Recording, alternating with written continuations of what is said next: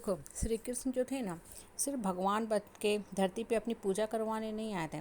वो हमारे अंतर मन को, अपने आत्मा के अंदर जो शक्ति है उसको जागृत करने के लिए, मोटिवेट करने के लिए आए थे। और श्री कृष्ण ने देखो हमेशा बैलेंस होकर जीवन जीने की शिक्षा दी है। उन्होंने ये नहीं कभी भी कहा है कि तुम सत्य न्याय धर्म के रास्ते पे इतना चलना शुरू कर दो, इतना चलना शुरू कर दो कि लोग तुमको कुचल के चले जाएं। बिल्कुल नहीं। आप देखो, जो पांडु थे ना, वो सत्य न्याय धर्म के प्रतीक थे, और जो कौरव थे वो सिर्फ और सिर्फ अन्याय और अधर्म के प्रतीक थे। लेकिन जब जब पांडवों के साथ अन्याय हुआ, अत्याचार हुआ, गलत ढंग से इन लोगों के साथ व्यवहार किया गया, श्री कृष्ण हमेशा पीछे खड़े रहे और सही शिक्षा दिए। आप देखो, अर्जुन को हमेशा श्री कृष्ण ने मोटिवेट किया अपने परिवार वालों के खिलाफ, हाँ, उन पे अस्त्र चलाने के लिए हमेशा प्रेरित किया। उन्होंने क्या बोला श्री कृष्ण ने? नष्टो मोहा, मतलब इमोशन रखो, इमोशनल मत बनो, सेंटिमेंट रखो, सेंटिमेंटल मत बनो, इतना ज़्यादा अंधे भी मत हो कि ये लोग तुमको कुचल के ख़त्म कर दें। तुम अपने जीने का हक लो, अपने लाइफ को मीनिंगफुल बनाओ, अपने लाइफ की जर्नी को हैप्पली कवर करो। तुम धरती पे आए हो अपने हिस्से का जीवन जीने के लिए। आप देखो, कौरव जो थे ना, हमेशा ही अधर्म करते हैं, तो श्री कृष्ण ने भी उनको उसी ढंग से मारा। अधर्मी और पापियों का अंत अधर्म के रास्ते पे ही चल के हो सकता है। कर्ण को मरवाया, कैसे मरवाया? जब वो निहत्था था अर्जुन से, जबकि अर्जुन भाग रहे थे मारने से, लेकिन फिर भी कर्ण को मरवाया अर्जुन से। भीष्म पितामह को शिकंडी के माध्यम से मरवाया। द्रोणाचार्य को अश्वत्थामा हाथी का नाम लेके मरवाया। कहने का मतलब क्या है ना, जब सामने वाला आपके साथ गलत बर्ताव कर रहा है, व्यवहार कर रहा है, तो आप घुट घुट के, रो के, पिट के, मर के मत जिया करो। आप जीने का हक लिया करो। सामने वाला जिस ढंग से बात कर रहा है उसी भाषा में आप भी बात करो।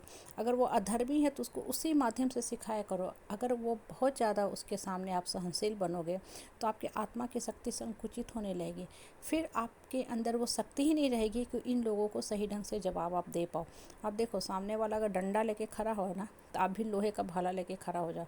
वो अगर तलवार लेके खड़ा है ना, तो आप भी सुदर्शन चक्र लेके खड़े हो जाओ, तभी जी पाओगे। सामने वाला जिस भाषा में बात कर रहा है, रोबदा में बात कर रहा, अक्कर में बात कर रहा, तो आप भी शक्ति दिखा दो कि आपके अंदर सहन शक्ति है। लेकिन अगर तुम लिमिटेशन, बाउंड्री को क्रॉस करोगे, तो हम भी खड़े हैं श्री कृष्ण के साथ करारा जवाब देने के लिए, तभी आप जी पाओगे।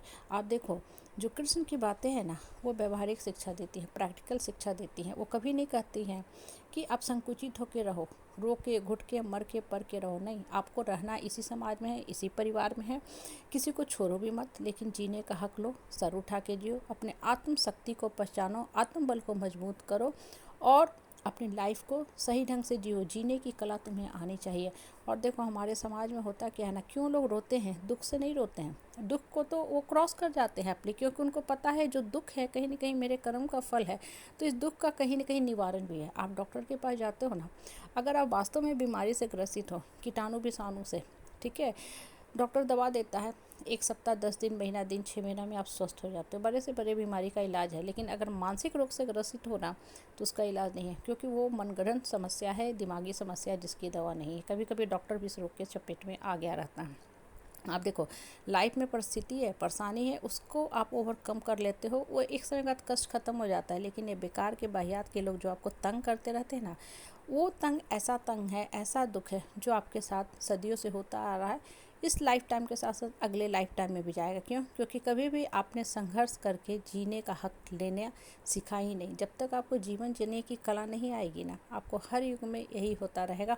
और ऐसा इंसान को एक आदमी तंग नहीं करता है, ये जहाँ जाता है ना, इस तरह का इंसान, एक सेट ऑफ रिलेशनशिप इसको मिलता जाता है जो इसको तंग करता जाता है। और ये इंसान हमेशा रोता घुटता रहता है। क्यों?